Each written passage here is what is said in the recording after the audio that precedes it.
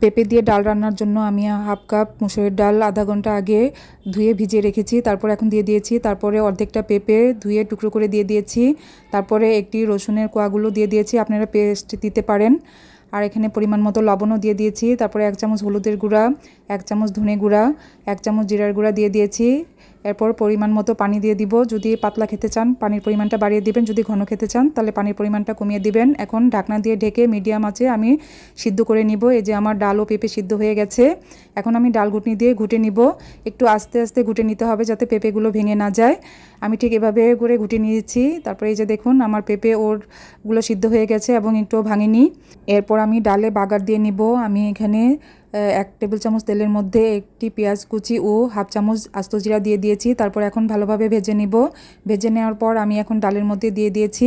দিয়ে এখন আমি ভালোভাবে মিশিয়ে নিব। ভালোভাবে মিশিয়ে নিলে ডালটাও খেতে খুব মজা হয়। এরপর আমি এখানে একটি আম ফালি করে নিয়েছি। তারপরে ধনেপাতা, তারপরে কাঁচামরিচ দিয়ে দিয়েছি। দিয়ে আবার ভালোভাবে মিশিয়ে নিব এবং 5 মিনিটের মতো জাল দিয়ে নিব। এই যে আমার হয়ে গেল মজাদার পেঁপে দিয়ে ডাল রান্না। এটা খেতে খুবই মজা হয়, একবার রান্না করে দেখবেন।